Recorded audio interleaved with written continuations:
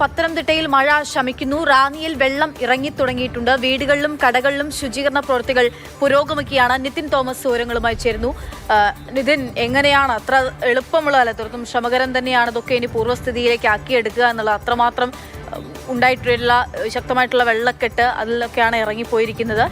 എങ്ങനെയാണ് ഇപ്പോൾ ശുചീകരണ പ്രവൃത്തികൾ പുരോഗമിക്കുന്നത്?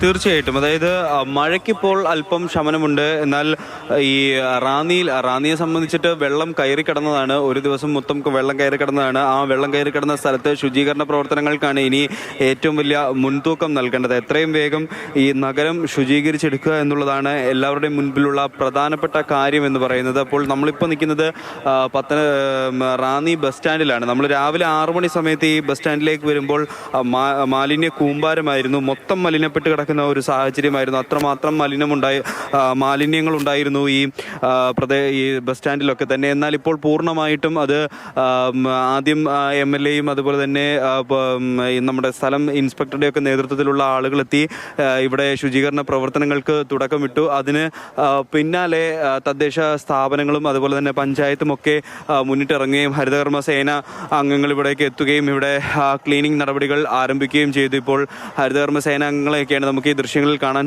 കഴിയുന്നത്. അവരെത്തി ഇവിടെ നിന്നുള്ള സാധനങ്ങളും മറ്റും, അതായത് മാലിന്യങ്ങളൊക്കെ നീക്കം ചെയ്യുകയാണ്. അത്തരത്തിൽ പൂർണ്ണമായിട്ടും സന്നദ്ധ സംഘടനകളുടെയും അതേപോലെ തന്നെ സർക്കാർ സംവിധാനങ്ങളുടെയും ഉപയോഗപ്പെടുത്തിക്കൊണ്ട് പൂർണ്ണമായിട്ടും ഇവിടം ശുചീകരിച്ചെടുക്കുന്ന പ്രവർത്തനങ്ങളാണ് നടന്നു വരുന്നത്. എന്നാൽ അതിലൊരു ചെറിയ തടസ്സം നേരിടുന്നത് ഈ പ്രദേശത്തെ ഈ കടകളെ സംബന്ധിച്ചിട്ടാണ്. അതായത് ഈ കുറച്ച് കടകൾ, അതായത് ഈ സ്റ്റാൻഡിനോട് ചേർന്നുള്ള കുറച്ച് കടകൾ ഇത്തരത്തിൽ താഴ്ന്ന നിലയിലാണ്, സ്റ്റാൻഡിൽ നിന്നും താഴ്ന്ന നിലയിലാണുള്ളത്. അപ്പോൾ അവിടെയൊക്കെ ഇപ്പോഴും വെള്ളം കെട്ടി നിൽക്കുന്ന സാഹചര്യമുണ്ട്. ഈ വെള്ളം ഒഴുകിപ്പോയെങ്കിൽ മാത്രമേ അവർക്ക് പൂർണ്ണമായിട്ടും ഈ കടകൾ ശുചീകരിച്ചെടുക്കാൻ സാധിക്കുകയുള്ളൂ. അതാണ് ഇപ്പോൾ ഇവിടെ ചെറിയൊരു പ്രശ്നം നടന്നുകൊണ്ടിരിക്കുന്നത്. ഇപ്പോൾ റാന്നി MLA കൂടെ ഇവിടേക്ക് എത്തിയിട്ടുണ്ട്.